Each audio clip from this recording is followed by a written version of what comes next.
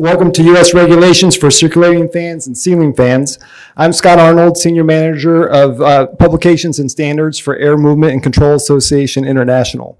On behalf of our more than 400 members worldwide, I want to thank you for joining us. We realize there's a lot to see and do at the AHR Expo. We respect and value your time and hope you find this educational session worth your while. The information contained in this session is provided by AMCA as an educational service. In making this educational activity available, AMCA is not endorsing, sponsoring, or recommending a particular company, product, or application. Lastly, this session is protected by U.S. international copyright laws. Reproduction, distribution, display, and use of the material without written permission from AMCA International is prohibited. And with that out of the way, let's meet our presenters. As a compliance engineer for Big Ass Fans, Caitlin Stoker serves as project coordinator for third-party certifications and performance tests, and as project manager for safety certifications. She's extensively involved in building codes, standards, and regulations, having led an AMCA International working group in responding to the U.S. Department of Energy regarding the Federal Energy Conservation Standard for fans and blowers. Currently, she is vice chair of the technical committee for AMCA Publication 11, the operating manual for the Association Certified Ratings Program, a corresponding member of ASHRAE Technical Committee 5.1, which covers fans, and a member of the board of directors of the ASHRAE Central Indiana chapter. First, I will be hearing from Christian Tabor. As principal engineer, codes and standards for Big Ass Fans, Christian is active in the development of building codes, standards, and regulations, which finds him collaborating frequently with AMCA International, ASHRAE, the International Code Council, and the U.S. Department of Energy. He is chair of AMCA International's North America Air Movement Advocacy Committee, vice chair of AMCA International's Air Movement Division, and a member of AMCA International's Board of Directors. He has presented his work at various national and international conferences, written articles published in ASHRAE Journal, and taught undergraduate engineering courses on HVAC and environmental control at the University of Kentucky. Christian? Thank you. Thanks, Scott. All right, I'm going to very briefly start us out. So we'll go through the learning objectives. We're going to talk about the basics of HVLS fans, thermal destratification fans, and air circulating fans, also known as ACFs. We'll go through the basics of the ceiling fan test procedure, as well as the air circulating fan test procedure. We'll talk about what results you can typically get from those, what numbers are typically available in literature from manufacturers. And then lastly, we'll go through a little bit of applications, talking about how to apply the different air circulating products to cooling, heating, and process applications. And then not on here, we'll also talk a little bit about specifying fans. So with that, I'm going to hand it over to Caitlin. Thank you, Christian. So first thing we're going to focus on today is we're going to be looking at the different fan types that are under the circulating fan category. And there's four main types. There's going to be air circulating fans that can be housed or unhoused. Really the only difference is the housing on those. They can be caged, they can be uncaged. It's all really just going to depend on the type of application that they are used for. The third category is an air circulating axial panel fan. This is going to typically be used in an agricultural setting or in a ventilation setting. But the key point here is to be a circulating fan, it cannot be bringing in outdoor air. So exclusively just going to be recirculating the air in an environment. Fourth product that we're going to be looking at is going to be a ceiling fan, and obviously the most different of the four categories. But going back to the air circulating fans, these are recently have begun to be regulated by the Department of Energy. So I'm just going to read the definition to make sure there's no miscommunication on that, since they are pretty specific. So an air circulating fan means that a fan that has no provision for connection to ducting or separation for the fan inlet from its outlet using a pressure boundary.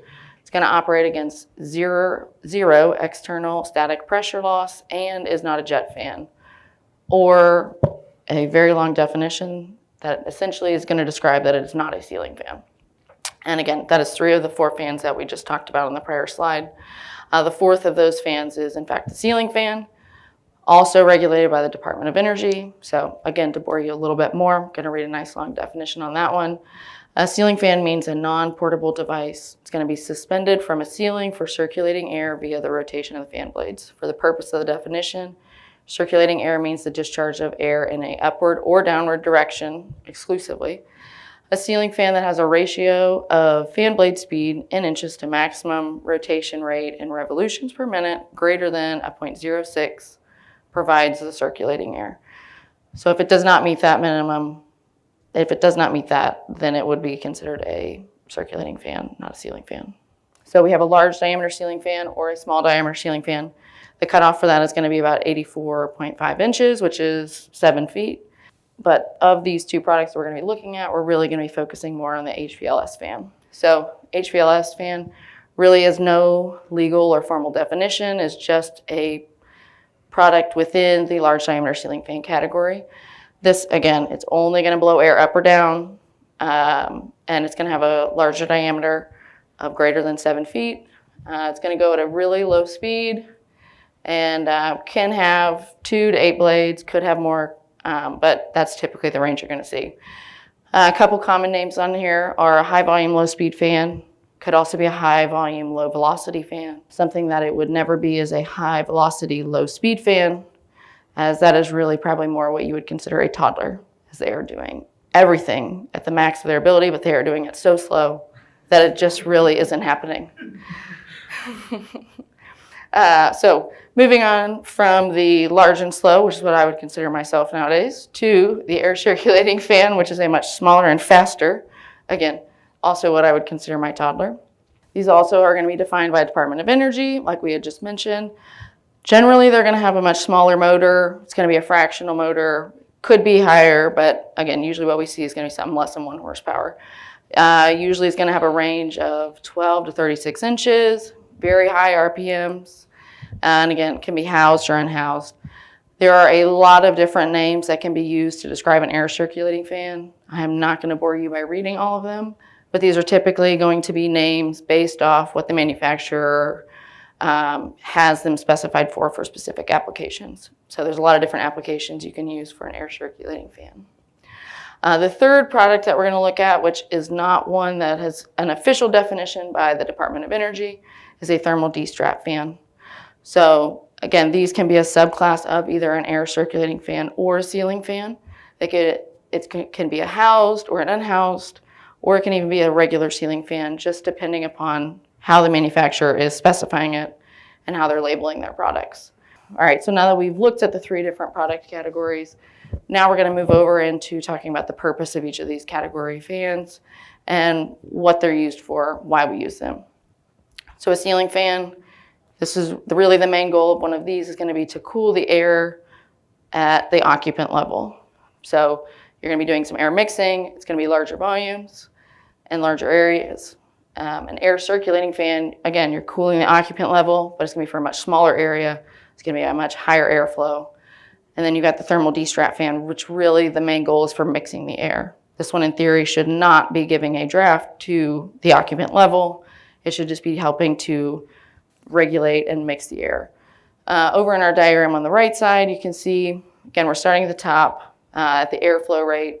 D-strap fans are going to have the lowest airflow rate of all the product classes because you're really just wanting to mix that air in the room.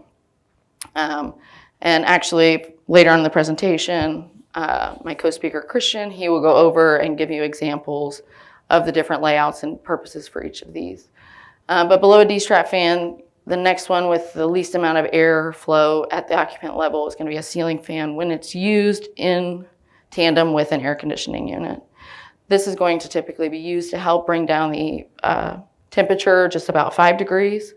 You're going to really have very minimal airflow still, as you do not want to be ruffling the papers on desks in an occupied space. But if you're using a ceiling fan without air conditioning, you're going to get a much higher airflow. So you're going to get about between 200 and 300 feet per minute. That's going to be used for a much larger area to cool the space in an unconditioned space. And below that, you're going to get your largest airflow rate, which is if you're using an air circulating fan exclusively by itself. Typically, that's going to be used in a production space, but in a more localized location. So just to put all these into perspective, looking at all of them with a relative efficacy, we've got a couple different examples on here. I'll point out at the very bottom is the rooftop HVAC supply fan, which is at a 5-ton unit. It's going to be pulling about 3 CFM per watt. Just to give an idea of the efficacy compared to that, A HVLS fan, when it's running at 100%, is going to be running at about 75 times more efficient. 50. Thank you, Christian. My math's not great some days.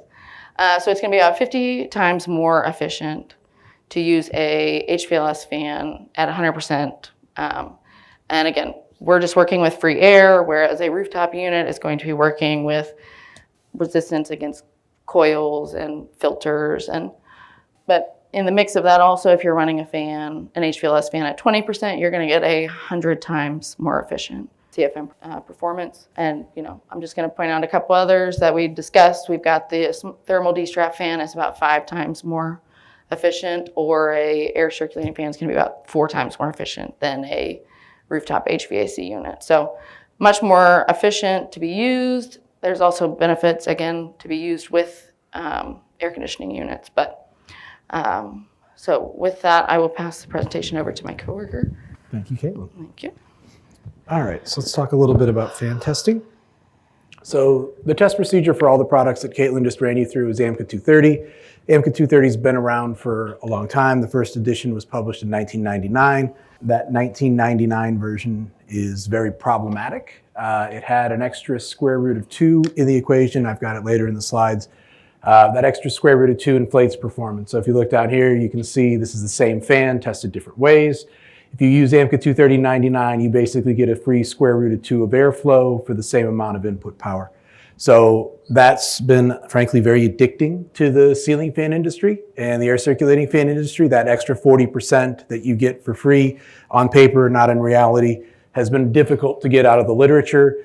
The latest version, 230-23, that's obviously gone. The primary changes after the elimination of the square root of 2 were a correction for airflow for air density and a correction for power for air density. So DOE test procedure, 230 is the basis of that. So if you're testing a ceiling fan, you're testing an air circulating fan, AMCA 230 is your basis, with DOE providing some overriding details. So for air circulating fans, what that test looks like, you've got a load cell down at the bottom, 2 levers, you turn the fan on, it blows air that way, it pushes back, that registers on the load cell. You're going to measure input power, current and voltage, fan RPM, load differential, lever arm lengths, air density, and fan diameter, which isn't listed here. From that information, you calculate thrust, you calculate an airflow rate corrected for air density, you calculate an input power corrected for air density, and then out of that, you get the efficacy that Caitlin was just talking about, that CFM per watt. DOE has mandated that that's our test procedure, and that the efficacy metric is CFM per watt in the United States. So basis is 230. The DOE test procedure does provide the specific voltage, phase, and frequency you're supposed to test at. AMCA 230 leaves it open to the manufacturer to choose. DOE does not. There are some additional stability criteria in the DOE test procedure. That's just making sure that when you're collecting your data, that your information is stable. There are some requirements for fans sold without motors, which isn't super common. And there's some details on publishing part speed data. The DOE test procedure has been federal law since October 30th, 2023. So if you're an ACF manufacturer, you're supposed to have already tested your products and then be publishing that information per the DOE test procedure, which is again, basically AMCA 230-23.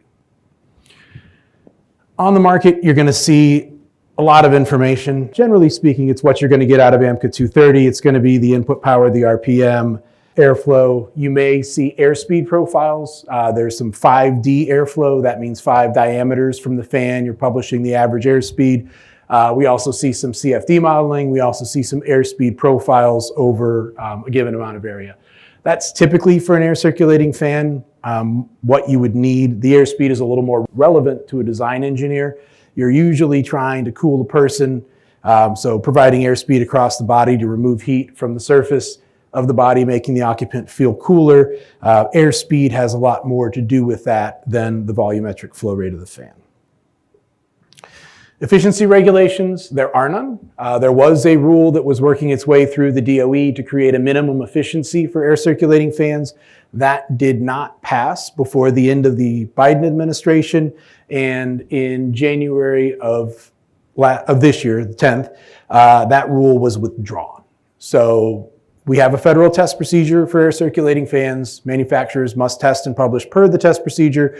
We do not have a federal minimum efficiency. So that leads to a gap, and those gaps tend to get filled by the states. So we're expecting to see some utility rebate programs pop out of what DOE's work was. We have already started to see state-by-state regulations bubbling up, as well as regulations within commercial building codes. So while DOE has not regulated the efficiency of air circulating fans, you're going to start to see individual entities doing that most likely, which means you may have a California fan and a Washington fan and an Oregon fan and a New York fan.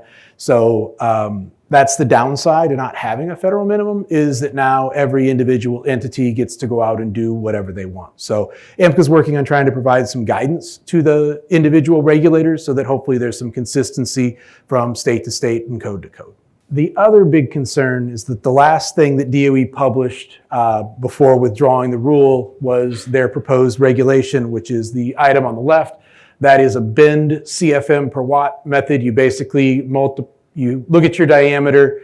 It tells you what your efficiency has to be based off of 3 different bins.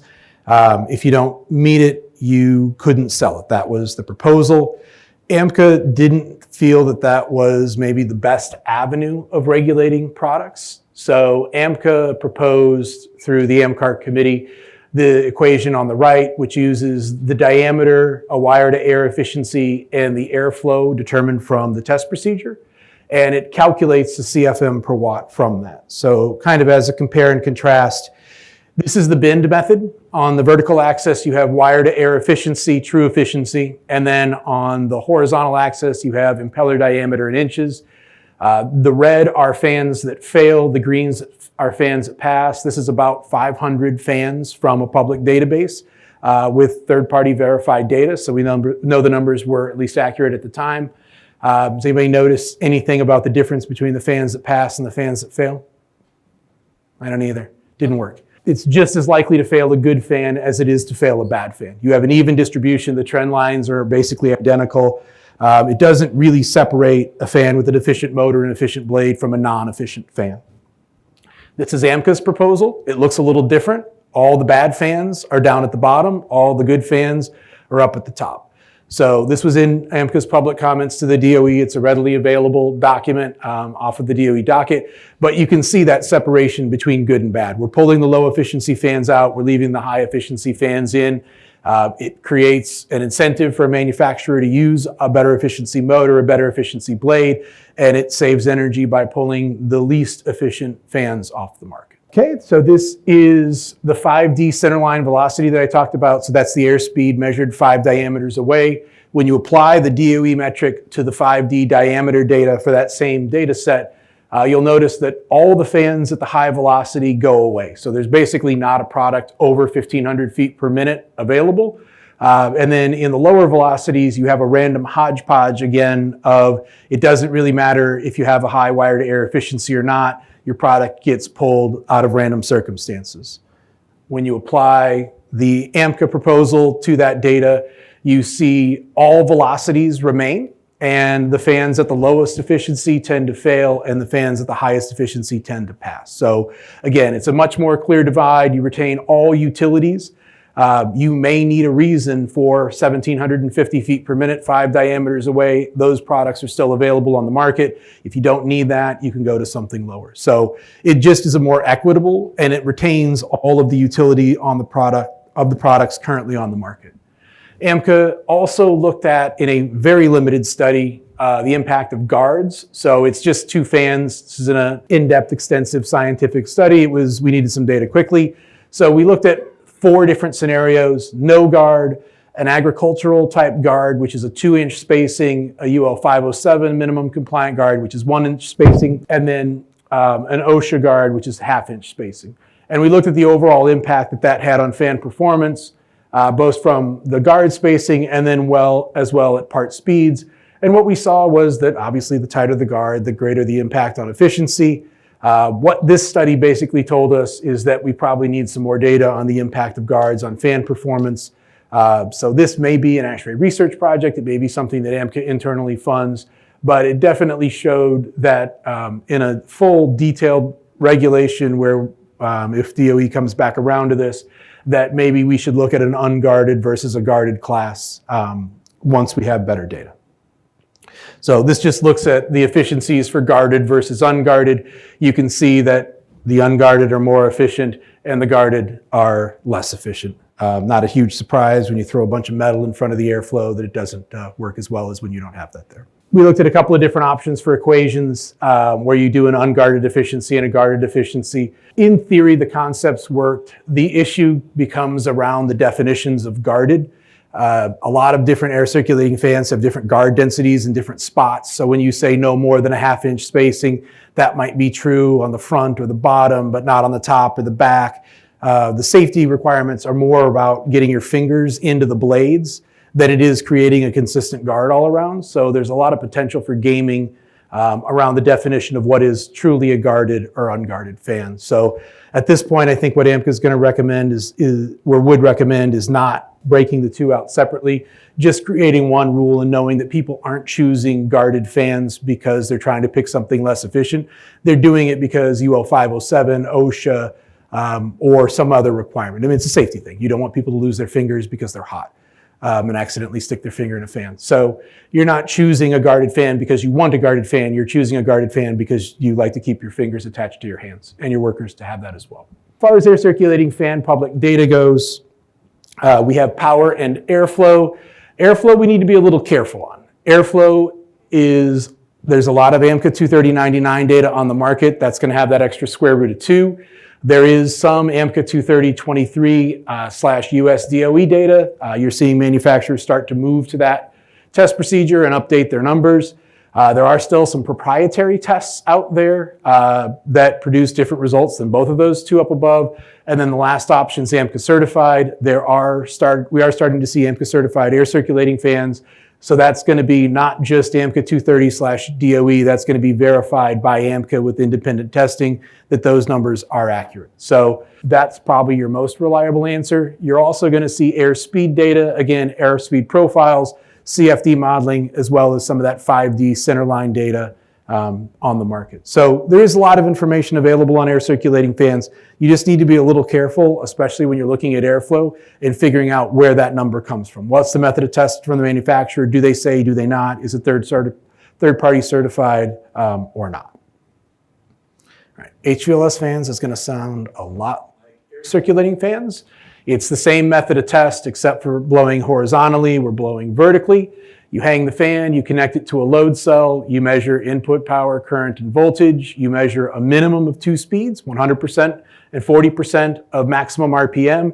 You do have the optional to do other speeds. Many manufacturers will do 20, 60, and 80 on top of the 2 mandatory speeds, so you have a little more of a curve.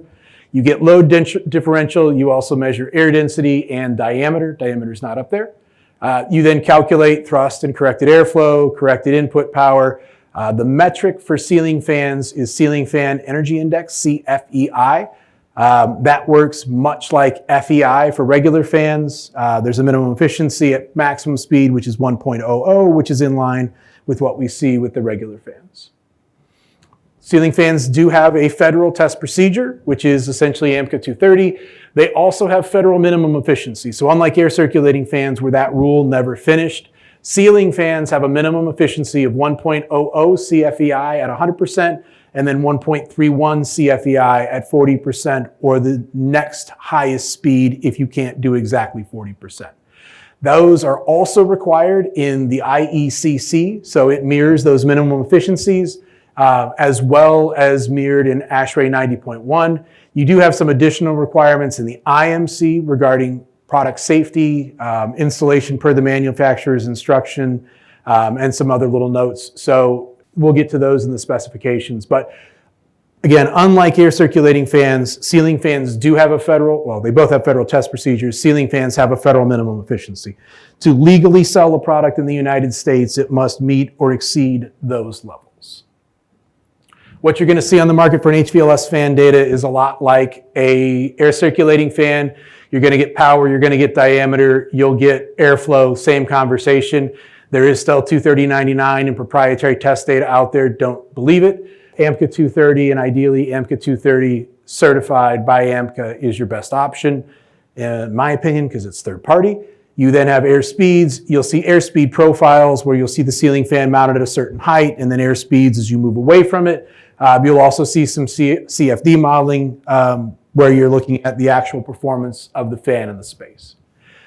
All right, so if you're specifying LDCF on project, HVLS fans on project, it is important, in my opinion, to specify an AMCA certified fan. If you look at the market today, this is the last time I've had a chance to run the numbers. The green arc on here represents 100% efficiency. We have airflow vertical, power horizontal. You'll notice that predominantly the red dots fall below the line of theoretical maximum efficiency. And then you have a lot of uncertified data, which are the blue dots, which go up to 745% efficient. So for every watt of electricity you put into that ceiling fan, you get 7.5 watts back out. I don't know if anybody owns a wind turbine, but I say we take that, hook it up to the wind turbine, and we all retire for life. Obviously not real. So there's a lot of snake oil on the market today. DOE has issued $3.2 million in fines to LDCF manufacturers in the last 24-ish months. So we have seen some action, and we're starting to see some numbers come down. But there's still a lot of product on the market that is just frankly impossible. I don't know of any way to get 7.5 watts out of one except a nuclear reactor. I don't think most people specify nuclear ceiling fans, so it's probably made up. So that's the reason I recommend AMCA certification, is you know that somebody else is looking at your data. All right, we're cooking today. All right, so we'll talk a little bit about the cooling that Caitlin talked about. So she was talking, when she was referring airspeed and cooling of the occupant, what we're really talking about is increasing the heat transfer off the human body. So I'm standing here, my surface temperature is probably 95 degrees, maybe 104 with the light. Air temperature is probably in the mid 70s. So as that 70-degree air blows across my body, it's gonna pull heat off. It's also gonna evaporate some moisture. That creates a cooling on the body. What this shows is the equivalent air dry bulb temperature that would achieve that, so it's called cooling effect. So below 50 feet per minute, the body can't perceive that air movement. That's about 0.5 mile per hour. That is typically what we use for destrat. So if I'm putting a fan in a space and I'm trying to mix the air floor to ceiling, it's wintertime, I want to do that without creating a draft. Whether I run the fan forward or backwards, the goal is to not exceed 50 feet per minute at the occupant level so that the occupant doesn't feel that air movement and get cold. So when we're talking small thermal destratifiers or ceiling fans, whatever you're using for that process, you want to mix without increasing heat transfer off the body. Above 50 feet per minute is where we start to see that cooling effect. Generally, ceiling fans are going to be from about 50 feet per minute up to 300, maybe 350 feet per minute.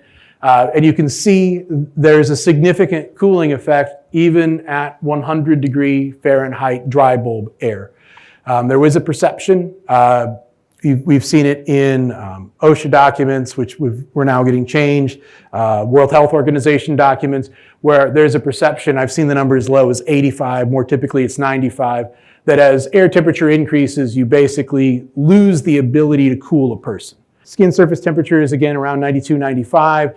So if I blow 95 degree air, 100 degree air across my body, I'm gonna increase the rate of heat gain. However, I can still sweat. So assuming I have enough water in me, that evaporation of moisture still allows a significant amount of cooling.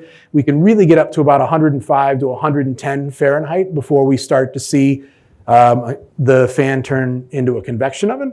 But in really dry conditions, we might even be able to go up to 115. So there's a Cal Berkeley tool that's usable for that. If you're doing really high air temperatures, it's called Fans and Heat from Cal Berkeley.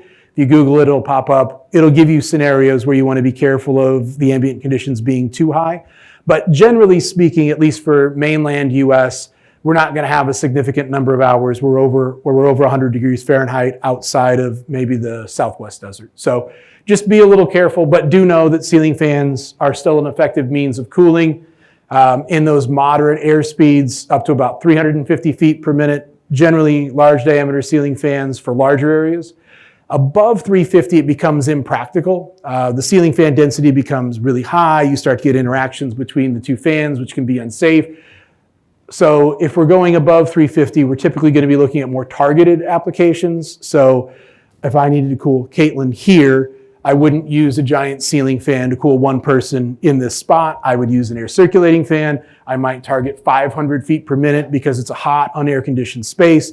That's going to provide a high amount of heat transfer in a concentrated area, and I'm going to be able to reasonably achieve that 500 feet per minute. The important thing to remember here, while it's not exactly linear, airspeed and airflow are somewhat related. If I want higher air speeds out of the same size fan, I'm going to need more airflow. Anybody know the relationship between airflow and power? We're in a fan seminar. Cubic. So fan laws say that as RPM and airflow increase, which are linear, the power requirement's cubed. So when you start to get to the higher feet per minute, your power requirements become very large. So if you want to double your airflow of your fan and it uses a 2 horsepower motor, 2 cubed is 8. So you're now looking at an 8 horsepower motor instead of a 2 horsepower motor. So that's the reason why the air speeds are relatively low, is you're kind of at a sweet spot between low required input power and reasonably high amounts of cooling. So you can go higher. We saw fans with 5D velocities up to 1,750 feet per minute. We're just not doing that over a large area. So LDCFs generally lower air speeds, large areas. ACFs generally higher air speeds in much more concentrated areas. All right, so this is an airspeed application. So the client in this case wanted to provide elevated airspeed to the workers in the building. And this is kind of the evolution of this product. A lot of the initial drawings that I see look very engineered in the fact that it's an equal number of fans, equally distributed. I mean, you can definitely tell that an engineer was involved in that process. Everything's in line. We're evenly distributed. We've got 15 fans in a grid. You can see the CFD model up in the upper right-hand corner where we've got airspeed throughout the facility. We're mostly in the blues, which is going to put us 130 to 220 feet per minute. So it looks good. And from an initial design standpoint, that might be fine if we're just trying to do some initial pricing and a preliminary layout. What you can see in the bottom right-hand corner is what happens when you put all the racking that went into this distribution center into the space. Now that evenly distributed fan concept stinks. You only get airflow in 2 aisles and a little bit out into the dock. Almost everything is red and yellow and orange. I'm colorblind, so I hope those are the colors. That's what Caitlin told me before. So if she lied, I blame her. So you see those elevated or lack of elevated air speeds throughout. The racking is just basically stopping the fans from doing their job. So advantage of a CFD-based selection is that I can put the fans where the people are and where the objects aren't. So I've got good elevated airspeed along the, we'll call it west side of the building and the south side of the building, which are the predominant open areas. And then at the large intersections, every other one, we've dropped another fan. So we went from 15 down to 12. We've provided higher air speeds throughout the occupied areas using less fans. So a much more refined design, more cost effective, and overall greater satisfaction to the user. So generally speaking, I highly encourage you when you're doing cooling applications, the first question you want to ask yourself is where are the people? And then the second question you want to ask yourself is where are the obstructions? The way that I think about HVLS applications in a lot of instances is like the faucet from my sink. I turn it on, the airflow flows straight down, it hits the floor, and it spreads out. If I'm blowing that air down into the top of racking, it's really not going to go anywhere and do anything. If I can get it to the floor, I can establish a floor jet, much like the water in the sink, where it spreads out nice and uniformly until it hits the sides or the spoon or the cup that your kids have left in there. That's basically what we see with the airflow analysis as well. So fans over the people and where the objects aren't. In some instances, let's say that we had a little work cell in that back right-hand corner, top right, that's probably not worth putting an HVLS fan up there. Maybe I throw an ACF back there to hit that single work cell with 2 people in it. So it's not that it has to be A or B. A lot of the projects that I work on, we use a combination of ACFs and HVLS fans. It's just a matter of the right tool for the job. So if you got a small area that's hot, then probably an ACF. But if we're trying to do an entire dock area where people are always moving around and relatively unstationary, then you're better off with something more like an HVLS. All right, so air circulating fan, to me, this is kind of the classic example. This is a distribution center. You've got conveyor belts. You've got workers who are grabbing boxes off of shelving, putting around. They do a label. They set it on there. The box goes off. Highly obstructed. You've got a relatively high worker density, at least for a distribution center. And you've got uncomfortable work conditions. So in this case, we're looking at the picture up at the top, the CFD down at the bottom, and then an overhead view of that airspeed. You can see that we've got a lot of air movement running down the 2 aisles where the workers are. We're accounting for the obstructions in the space. This might be a reasonable HVLS application. I'd probably do 3 or 4 fans. But when you look at how much stuff is hanging off the ceiling, there's just no way that you can put a large overhead fan in. So you're going to have to go to something smaller. And the ACFs also do a nice job of feeding each other as we go down that line where you've got the airspeed from one feeding into the airspeed from another and keeping that momentum moving down the line. Here we're going 20 feet per minute, obviously no cooling effect, to 245 with about a 10.4 degree cooling effect. So we've gone from a slightly warm, uncomfortable occupant down to a thermally neutral occupant, which should be happy and comfortable. So one of the advantages of CFD-based selection, again, is that you can see the interaction between the fans. You can see the interaction with the objects around it. It does provide a little bit more of a clear view. HVLS and ACF in destratification applications. So we talk cooling, which is mostly about where the people are. In destratification, I don't really care where the people are. I know the heat's at the ceiling and the thermostat and the people are most likely at the floor. So all I'm trying to do is mix that space. So what I need to do is get the hot air from the ceiling to the floor. If I'm running in the forward direction, that means get the jet of air down to the floor so I can take the hot air from there and bring it to here.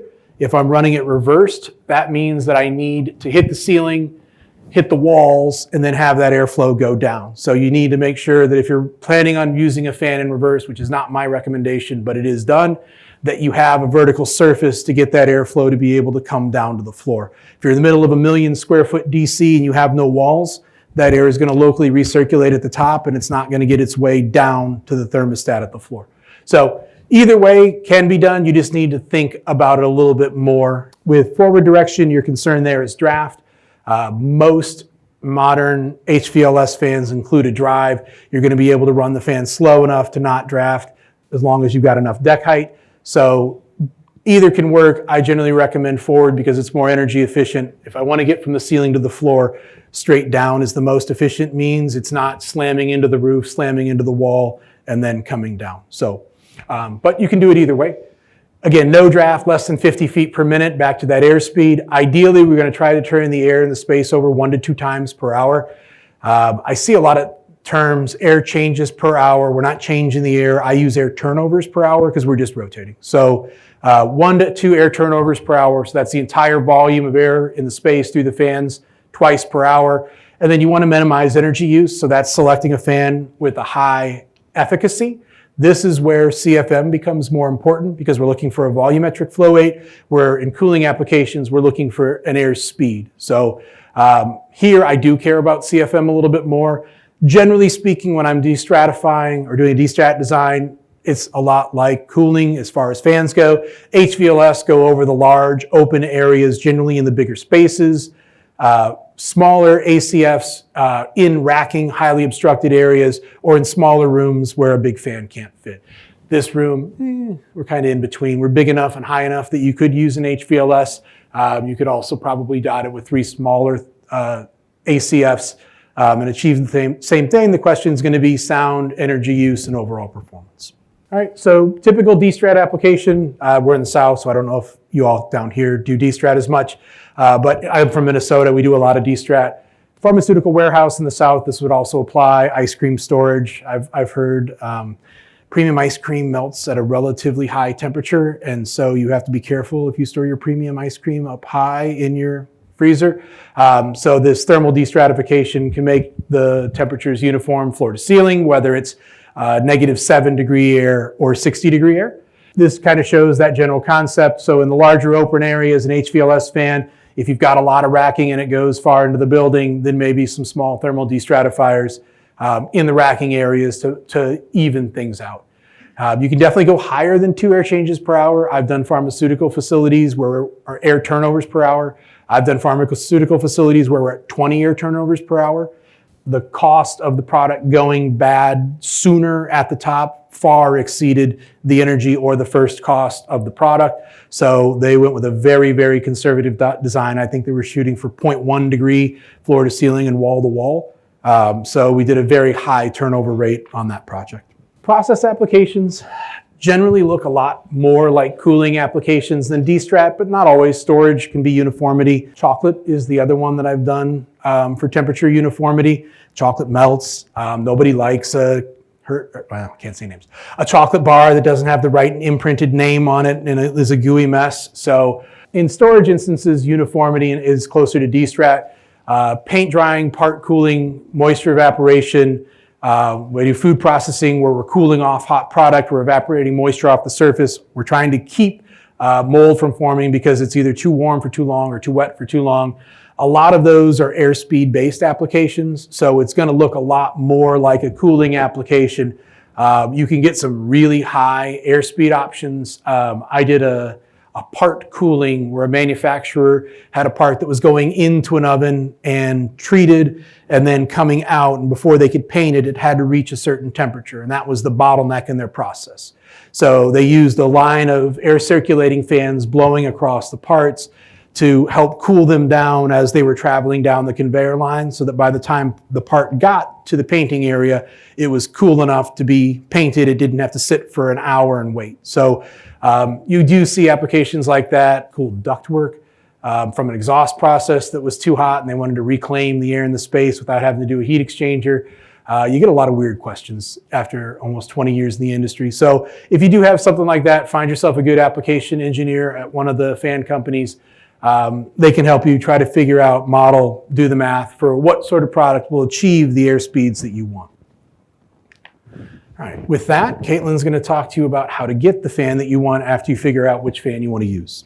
Yeah, so you know what type of fans there are, you know what they do. Now your next job is to spec it for a bid. So first thing you're going to want to do is you're going to want to make sure it's legal. Because the last thing you want to do is spec a product, put it in your bid. I mean, you know, customer puts it in, not a legal product in the United States. For an HVLS fan, that fan should be tested and it should meet the minimum efficiencies. It also should be certified and listed in the United States Department of Energy's compliance certification database. That is a publicly available database. You can go into it right now. You can search any type of ceiling fan and it'll show you, you know, if they're present, they're going to list what their performance numbers are. Once you get past that step of, you know, regulatory compliance, you're going to move down and you're going to make sure your product's safe. Last thing you want to do is have a customer install a fan that is not certified to UL 507 or CSA 22.2 60335. You do not want that fan breaking and dropping on people, on storage facilities, anything of the sort. In addition to that, you're going to want to make sure it meets fire code, as well as is installed in accordance with the manufacturer's instructions. And, you know, something that we would recommend the most is if you can confirm that it is an AMC certified product. So we would always recommend that you bid and spec a product that's AMC certified because you can confirm that it meets the actual performance that's declared. So just to add on to that a little bit. So again, as Caitlin said, top part is legal to sell in the United States. That's a pretty low hurdle for a spec. I think the lower part has to do mostly with the IMC. So if you're on 2018 or 2021 or 2018 or newer IMC, those are the requirements of the mechanical code essentially. The one thing I would caution for a designer is the fire code requirement that Caitlin mentioned.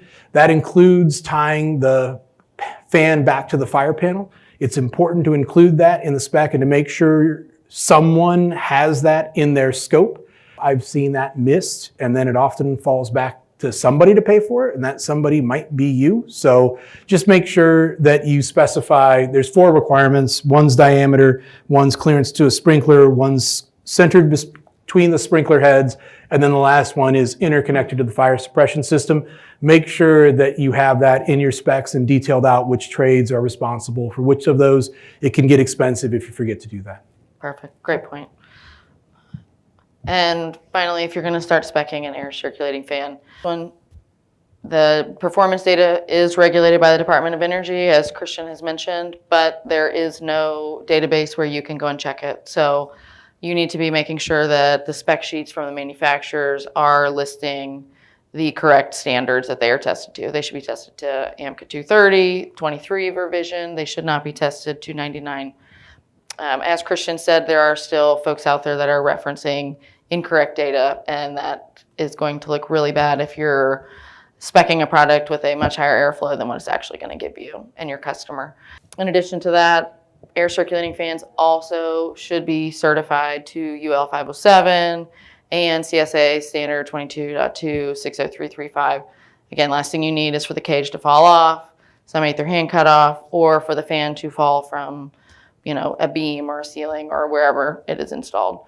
And in addition to that, new to the market, air circulating fans are starting to be regulated by AMCA, or you're starting to see AMCA certified products hit the market.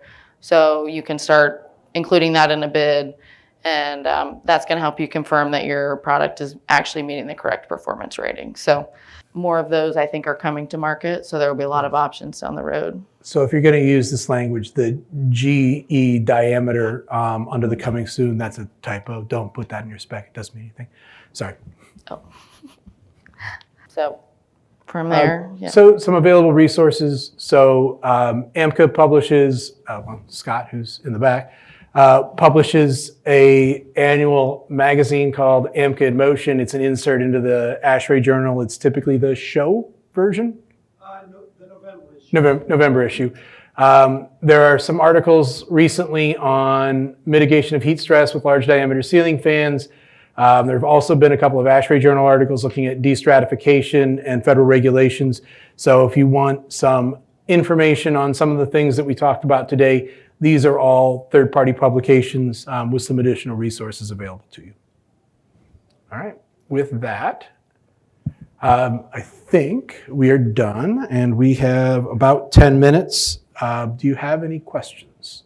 Oh, no, I'm supposed to open and what questions do you have? John? Yeah, so 50 different states potentially having different requirements, right, for these ACFs. Probably 12, but yes. Okay, yeah, so, what are some best practices to try to stay on top of those as they come up? Is it just being an AMCA member obviously is really important, but So I would recommend, so AMCA member is good. You'll get the AMCA member alerts. AMCA typically does webinars announcing what's going on in the regulatory world. Scott actually lied. I'm not the chair of North American AMCARC as of 4 days ago, so you're good. So North American AMCARC is the codes and standards and regulatory part of AMCA. I would recommend joining AMCARC. AMCARC is the one who deals with this. So as we start to see state-by-state regulations pop up, AMCARC is going to be the part of AMCA that deals with those and tries to get everybody on the same page, so that hopefully if we do have 10 to 12 state level regulations, that at least they're consistent. So we've got, hopefully everyone has one fan that meets them all instead of having to not for sale in California or some of those other weird marks that you see on products because regulations are inconsistent. So if you're interested in that, I would recommend Michael Ivanovich would be a good person to contact at AMCA. His email is publicly available. It's mivanovich@amca.org. If you have any questions, there's also an LDCF website, which has a lot of information on the AMCA webpage. There isn't an ACF one yet, but I'm hoping that we can get something put together. All right. Thank you. Other question? Yep. Yeah, the 40% water to air efficiency. Just want to ask, what's the bulk of that inefficiency coming from? Is that You're just on the ACF charts? the ACR chart? And they're fractional horsepower motors. There's no pressure, so it's just kind of what it is. That's the reason that Caitlin, so it seems like a low number. I understand that. That's the reason that slide Caitlin ran through with this is on there. It is a low wire to air efficiency, but as far as a what you're trying to do, move air for a certain amount of watts, it is a very efficient means of moving air. So it's low wire to air efficiency, but the products are generally high efficacy. So if the goal is to move a bunch of air around in a space, the efficacy is very high for the air circulating fans. They're just not very efficient. So, but you compare it to an air conditioning fan even, the energy is significantly better. When you're looking at watts per square foot of comfortable space, you're looking at more than 100th less per square foot for power. So, and there are, you know, as they get bigger, they do get a little more efficient because you're working with better quality motors. All right, other questions? One once? No, go ahead. Last one for Caitlin was the 0.06 factor related to RPM. Do you mind just clarifying what that is? I can't because I wrote it. So the gist of this, the Department of Energy, when they regulate a product, one of the things they talk about is if it washed up on the shore, would I know what it is? And so when you're trying to separate a ceiling fan from an air circulating fan without the context of how it's mounted or what it's being used for, the DOE wanted to create a separation. So what that does is basically say that these are large things spinning slowly, and ACFs are generally small things spinning fast. And so that 0.06 kind of creates a separation for, so if you go back to the ACF slide, go up one. Is that a limitation for HVLS? No, it's just a product class. So, and HVLS are nowhere near that number. Your biggest issue would be like a 36-inch ceiling fan with a very high RPM because you're starting to approach this. I mean, an ACF is 36 inches in diameter and 600 RPM. A ceiling fan is 240 inches and 60 RPM. So the ratio is pretty far apart. What DOE is trying to say is if it's small and spins fast, which is what that ratio is, it's an air circulating fan. If it's large and it moves slow, it's a ceiling fan. Because I can take that ACF on the left and mount it to the ceiling and point it down. And now the question is that a ceiling fan because I did it that way versus this way? Or is it still an air circulating fan? And so that definition was DOE's attempt to separate. That's why that says or a ceiling fan there, because it gets really complicated. So we just wrote or a ceiling fan. But yeah, that was an AMCA invention that DOE adopted so that we could try to separate the two product classes out. All right, does that answer the question? Good. So just think small and fast. What does NRTL stand for? An NRTL is a nationally recognized test lab. So like UL, Intertech, SGS, CSA, those are all recognized safety test laboratories that you can have a product certified through. So you'll want to make sure your product has a UL mark on it, a CSA mark, an ETL mark, or something on it for UL 507's standard. All of them can certify to that standard. So it just depends on which certifying body you would want to go to. Mm-hmm. All right. And OSHA regulates, so I think there's like 12 in the United States. So OSHA regulates who's a NERDL or not, because you got to pronounce it NERDL. That's how you know what you're talking about. So NRTLs, you need to, there's a definite list, OSHA maintains that. You're just paying a third party to do the test standard. If you look at your blender at home, it's going to have UL 5286. It won't, because that's not the right number, but it'll have a UL test for it.